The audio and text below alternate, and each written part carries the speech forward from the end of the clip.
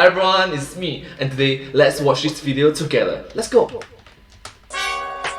Frame by frame. My name's Kyle and welcome Hi Kyle. to Frame by Frame, a series dedicated to the craft of filmmaking. Today we're going to explore the concept of subjectivity.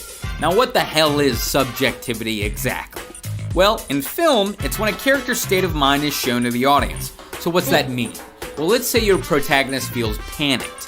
If you want to go subjective, you could jump cut the sequence or go handheld, maybe add a high-pitched sound effect that grows louder over time. Anything to instill that same feeling of unease in the audience. The other way is to actually travel inside your character's mind. Think dream sequences or hallucinations. And when subjectivity is done right, it can make for an extremely immersive experience. Now I know you'll want examples, so I thought, what would be an interesting mindset to showcase? Love? Overdone. Sorrow? Boring. No! Star Wars! Drug-fueled mania? Yeah, that'll work. So recline that chair and turn up the volume. It's time to get f***ed up. I present Terry Gilliam's 1998 film Fear and Loathing in Las Vegas. Johnny Depp plays Raoul Duke, who's the alter ego of Hunter S. Thompson, Hi Johnny Depp. the author of the book the film's based on. Thompson was an esteemed journalist, a cultural icon, a man whose face screamed pedophile. Anyway, in the film, Duke's sent to Vegas to cover a sporting event, and he does some fine reporting, at least concerning his drug-induced crime spree. In this scene, Duke's relaxing in a lounge. That is, until the drugs take hold. Wow.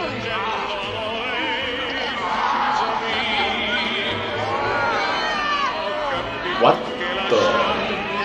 What?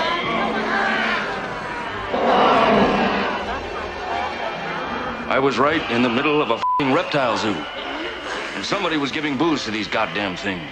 It won't be long now before they tear us to shreds. Now why Wait, what? What was that? is this scene subjective? Because we're not just seeing Duke sitting in his chair freaking out. No, instead we're actually witnessing his hallucination. Something that exists literally inside Duke's mind. Doesn't get much more subjective than that. But how does Gilliam accomplish this? What other techniques are at play? Well, let's start with the audio.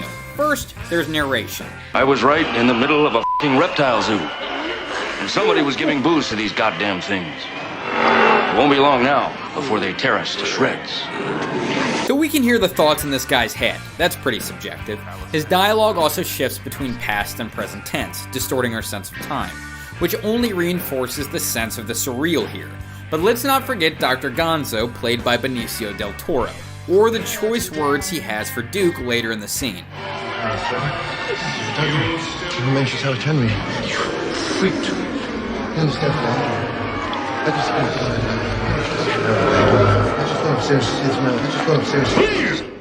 His dialogue's distorted, yes. Partly because Del Toro sounds like he's taken 10 Quaaludes and packed his mouth full of mashed potatoes anytime he talks. But Gonzo's lines are also out of sync with his lip movements. Think that's happening in real life? Nope, that's just more subjectivity. And fun fact, Dr. Gonzo's name is a reference to gonzo journalism, a style of writing Thompson popularized. One that has nothing to do with this brain surgeon. Later in the scene, the music drops out during Duke's final outburst. Please! Tell me about the f***ing golf shoes! Now obviously the room wouldn't have gotten that quiet even if Duke had announced a 2-for-1 deal on Depends. But anyways, it's depicted that way to highlight Duke's embarrassment. He feels like his remark was the only thing anyone heard, so that's the reality we're shown. Now let's talk visuals. The hallucinations reveal is accomplished with one dolly move. First frame, or the image the dolly move starts on, is this close-up of Duke. Second frame, or the image we see the next time the camera stopped, is this wide shot of the room. So we're gradually shown the extent of Duke's hallucination. And we're shown it at the exact moment Duke realizes he's high. Think I'm reading too far into this? Well, take a look at this shot. Here, Duke's coming down from his trip. And how's that shown to us? First frame's a close-up. Jesus God almighty, look at that bunch over there, man. They've spotted us. That's the press table, man. You're gonna have to sign in for our credentials. Last frame's a wide shot, again used to reveal a change in Duke's perception. Instead of lizards, now he sees the lounge as any sober person would. So the episode's book ended with the same visual cue, a subtle way to indicate the beginning and end of the hallucination. Now let's talk glass. Gilliam's well known for using wide-angle lenses in his films, and when a lens is wide, it creates a wider perspective, which just means you can see more of what it's pointing at. But when a lens gets really wide, it perceptibly bows the image. Ever seen through a fisheye lens? If you have, you'll know exactly what I'm talking about. Now, our eyes obviously don't bow imagery to that degree. So when we see subjects photographed with these wide lenses, they look bent, distorted.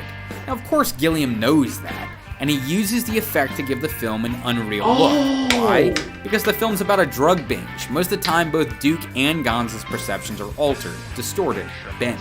Check Wow, that's actually quite creative and thoughtful of him. this out too. Gilliam uses Dutch or tilted angles throughout this scene. Now, traditionally, Dutch angles elicit a sense of unease in the viewer. Now, how do you think Duke's feeling right here? Yeah. He's being confused, I guess. Messed up. Screwed. But I'd say he's a little uneasy. So again, shot choice reinforces the character's emotional state.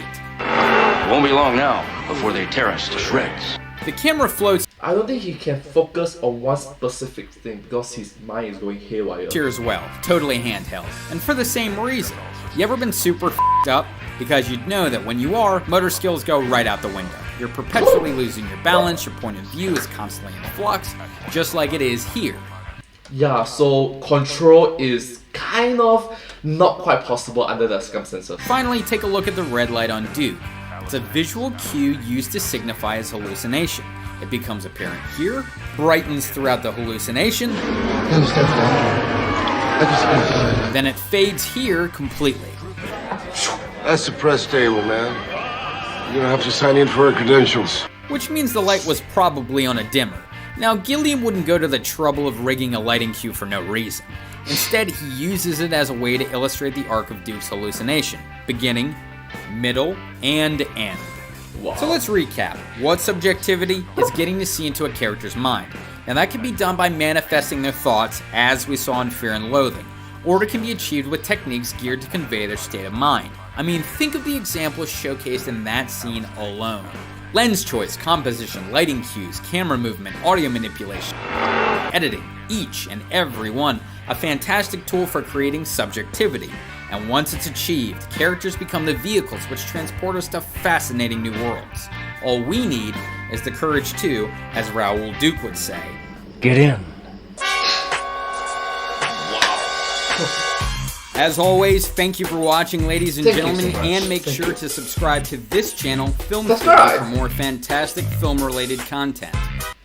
Subscribe and ring the notification bell. Thank you. And in the comments below, make sure to let me know any interesting ideas you have for future episodes.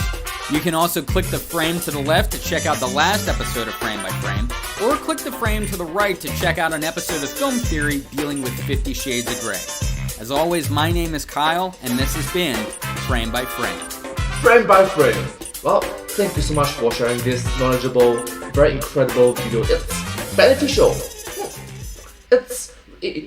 If done right, those filmmakers can make excellent pieces of work. So yeah, it's actually quite food for thought.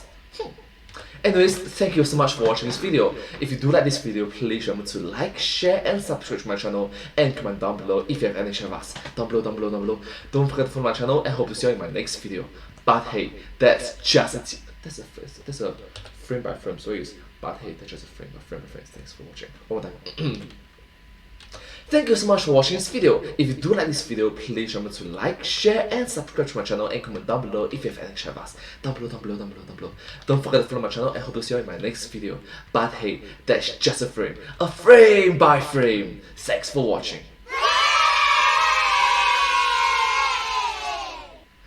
And I hope to see you in my next video. Bye bye. Thanks so much. Subscribe. Thank you. I really like it that Carl in this video mentions a lot of educational tactics that cameraman directors can use for their pieces, videos, movies. So thank you, great job.